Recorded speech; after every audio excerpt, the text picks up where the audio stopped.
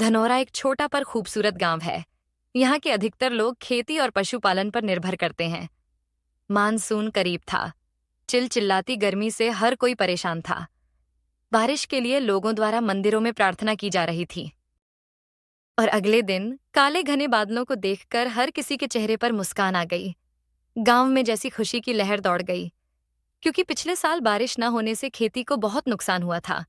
बरसात की काली रात थी, आसमान से कड़कड़ाती बिजली चमक रही थी और थोड़ी ही देर में तेज हवाओं के साथ बारिश शुरू हो गई। गांव के एक छोटे से घर में ज्ञानचंद बाबा अपनी 22 साल की बेटी राधा के साथ रहते थे। ऐसा लगता है बाबा, बारिश बहुत तेज होने वाली है।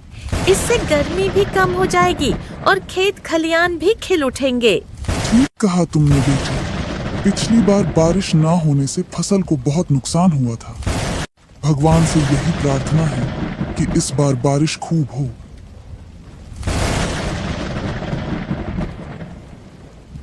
धनौरा गांव में सब कुछ सामान्य था। सावन का महीना था, खेतों में रोपनी शुरू हो चुकी थी। किसान खुश थे कि इस बार बारिश समय से हो रही है और फसल भी खूब अच्छी होगी। इस बार तो फसल बहुत बढ़िया होगी बेटा रमेश। इस मिट्टी में अब जान आ गई है। पिछली बार बारिश ना होने की वजह से फसल को बहुत नुकसान हुआ था। हाँ काका, ऊपर वाला मेहरबान है इस साल। मगर रेडियो में सुन रहे थे, नेपाल वाली नदियों में बहुत पानी बढ़ रहा है, सतर्क रहना पड़ेगा। ज्ञानचंद बाबा ने हंसते हुए रमेश से कहा, अरे, हर साल डराते हैं ये लोग। गांव में बाढ़ कब आई है ऐसी? काका, ये बात तो आप सही कह रहे हैं, पर फिर भी हमें सावधान रहने की जरूरत है। ज्ञानचंद बाबा ने इस चेतावनी को हंसी में टाल दिया।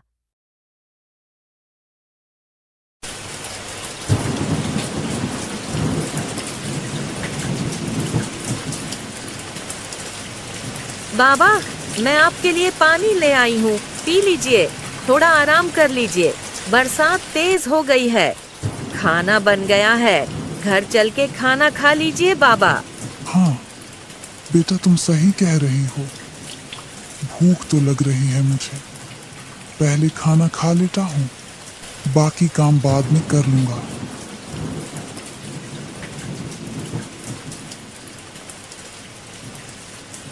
उस रात आकाश में जोर की बिजली कड़कड़ाई और तेज रफ्तार से बारिश शुरू हो गई।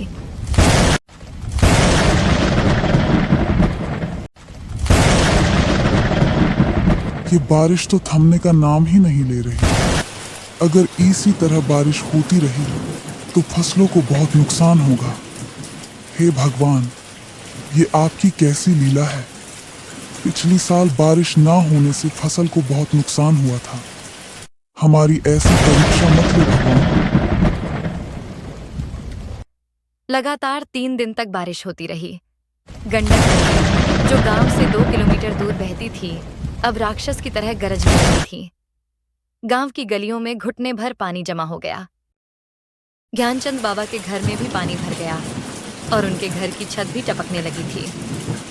राधा घबराकर अपने बाबा से कहती हैं, बाबा, पूरे घर में पानी भर गया है, अब क्या करेंगे हम?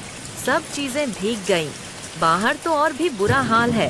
बिटिया, डर मत। मैं हूं ना तेरे साथ। जब तक तेरा बाबू जिंदा है, तुझे कुछ नहीं होने दूंगा। लेकिन बाबा, अगर पानी और बढ़ गया तो छत भी तो टपकने लगी है। अगर ये घर भी डूब गया तो हम कहाँ जाएंगे? मुझे बहुत डर लग रहा है बाबा। ज्ञानचंद बाबा राधा को हौसला देते हुए कहते हैं, सरपंच ने मंदिर के पास स्कूल में सबके लिए ठिकाना बनवाया है। सुबह होते ही चलेंगे वहाँ।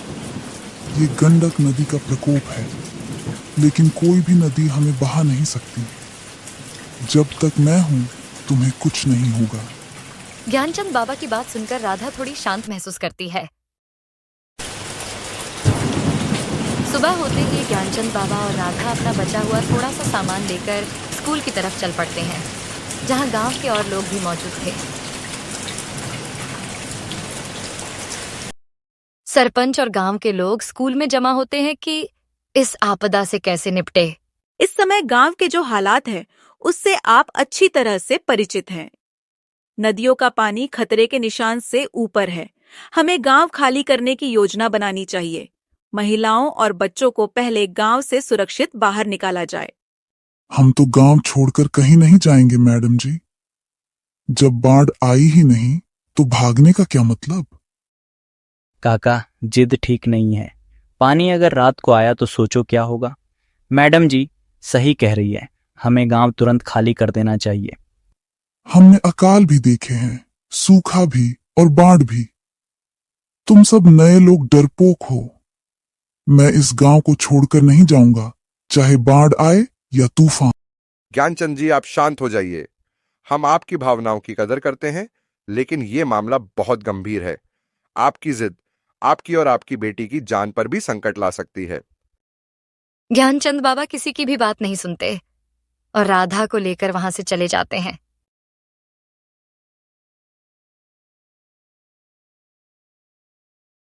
उधर प्रशासन ने गांव खाली करने की चेतावनी जारी कर दी थी। रात के 12 बजे गांव की गलियों में सन्नाटा था। तभी बिजली गुल हो गई और फिर दूर से आती एक तेज आवाज। नदी का तटबंध टूट चुका था। गांव में पानी ने तूफानी रफ्तार से घुसपैठ की।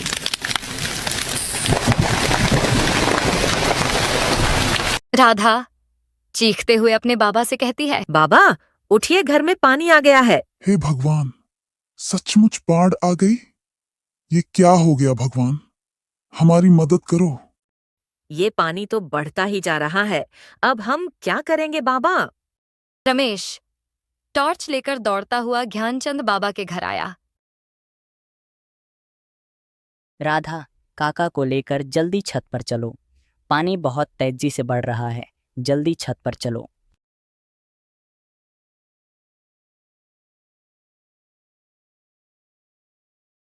एक पल में सब कुछ बदल गया। लोग चीखते रह गए, जानवर छुपने की जगह ढूंढते रह गए, लेकिन पानी के आगे किसी की एक न चली।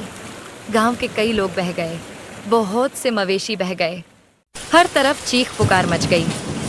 कुछ लोगों ने पेड़ों पर चढ़कर जान बचाई। कई घरों की दीवारें ढह गईं।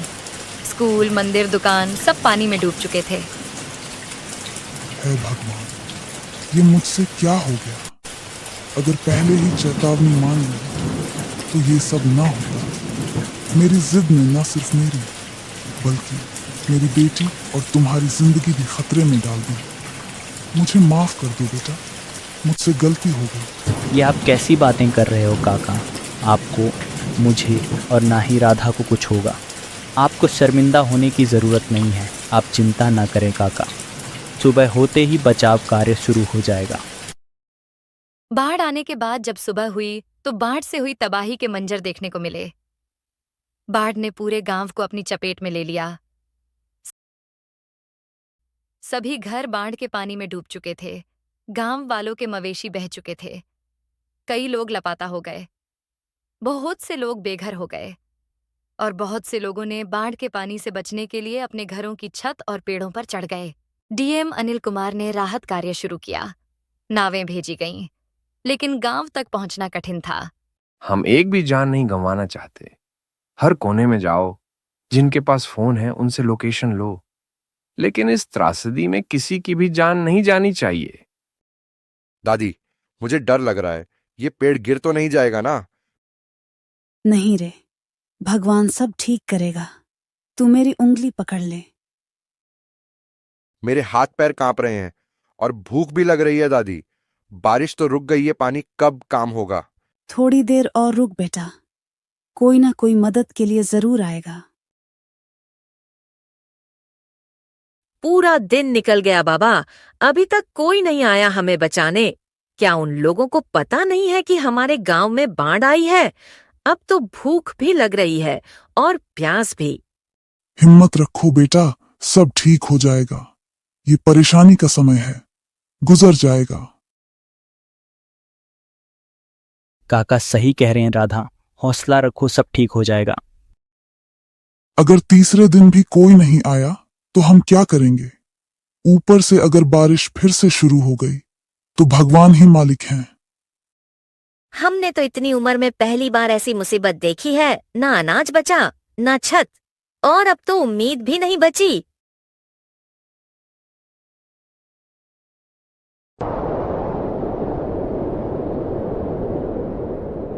काका, लगता है बचाव दल आ गया। हाँ काका, यह बचाव दल ही है। राधा, काका, अब हम बच जाएंगे।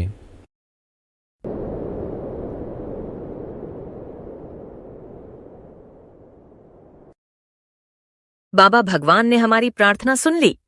अब हमारी जान बच जाएगी। हाँ बेटा, भगवान के यहाँ देर है अंधेर नहीं। 2 दिन गुजर जाने के बाद आखिरकार बहुत मुश्किलों को पार करके बचाव दल गांव पहुंचा। बचाव दल को देखकर सभी गांव वाले खुश हो गए।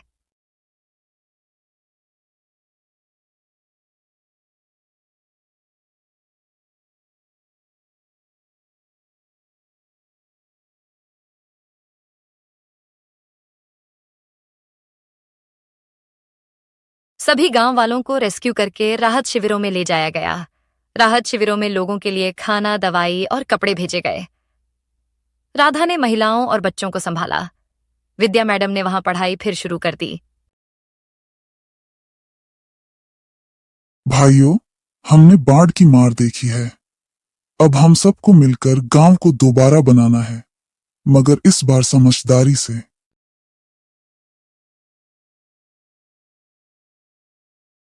सरकार ने पुनर्निर्माण योजना भेजी। पक्के घर बनाए गए, नए तटबंध बने, अलर्ट सिस्टम लगाया गया। 6 महीने बाद गांव की गलियां फिर से चहक उठीं। बच्चे स्कूल जाने लगे, किसान खेतों में लौटे। राधा अब गांव की आशा बहन बन चुकी थी। रमेश को बाढ़ राहत कार्य के लिए सम्मान मिला।